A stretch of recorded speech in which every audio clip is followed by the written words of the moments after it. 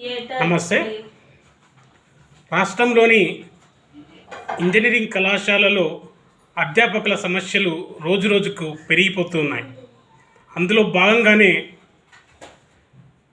Siddhartha Institute of Technology and సైన్స్లో జరుగుతున్నటువంటి వేధింపులు అంతా ఇంత కాదు.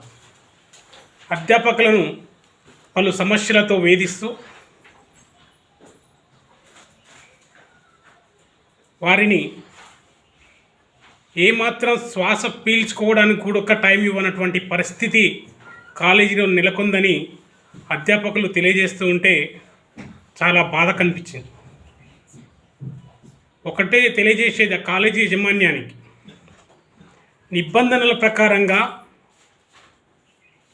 అధ్యాపకులతోటి పాఠాలు బోధించుకోండి, అకాడమిక్స్కి ఇన్వాల్వ్ చేయండి. కానీ అనవసరమైనటువంటి వాటిలో ఇన్వాల్వ్ చేసి వాళ్ళ సమయాన్ని, వాళ్ళ జ్ఞానాన్ని వృధా చేస్తూ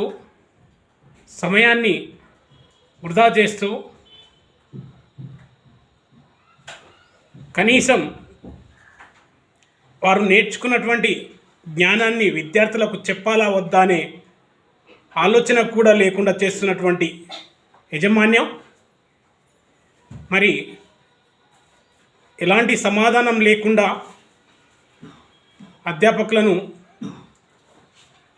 వివిధ రకాలుగా వేధిస్తున్నారని చెప్పేసి, ఒకవేళ చేయకుంటే మీ శాలరీ కట్ చేస్తాం, మీకు నెలవారీగా ఇచ్చే జీతాలు ఇవ్వం అని చెప్పేసి మాట్లాడుతున్నారని వారు మాట్లాడుతూ ఉంటే, వారి ఆవేదన చూస్తుంటే చాలా బాధ అనిపించింది. ఒకటే తెలియజేసేది కళాశాల యాజమాన్యానికి, అయ్యా మీ కళాశాల ఎక్కడ కూడా పే స్కేల్స్ చెల్లించడం లేదు. నిబంధనల ప్రకారంగా, ఏఐసిటి నిబంధనల ప్రకారంగా చెల్లించాల్సినటువంటి పే స్కేల్స్ చెల్లించడం లేదు. నిబంధనల ప్రకారంగా క్యాడర్ రేషియో ఉండాలి, అది ఎక్కడ కూడా లేదు. ఒక బ్రాంచ్లో అయితే ఉండాల్సినటువంటి ఫ్యాకల్టీకి 12 మందే ఉన్నారు. మరి ఈ 12 మంది అధ్యాపకుల చేత ఎక్కడ పాఠాలు చెప్పిస్తున్నారు, వారితో నాన్ టీచింగ్ వర్క్స్ ఏ పనులు చేపిస్తున్నారు, వారిని తీవ్ర ఇబ్బందులకు గురి చేస్తూ ఇది సిఎస్సి బ్రాంచ్లో జరుగుతున్నటువంటి విషయం.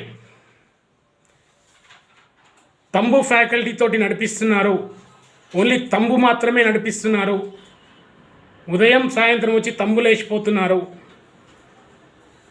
మరి ఇది చట్టవిరుద్ధం కాదా, బాధ్యతారహితం కాదా అని చెప్పేసి మేము అడుగుతున్నాం. తంబు ఫ్యాకల్టీ పెట్టుకొని విద్యార్థుల జీవితాలతో చెలగాటమాడుతున్నటువంటి Siddhartha Institute of Technology and science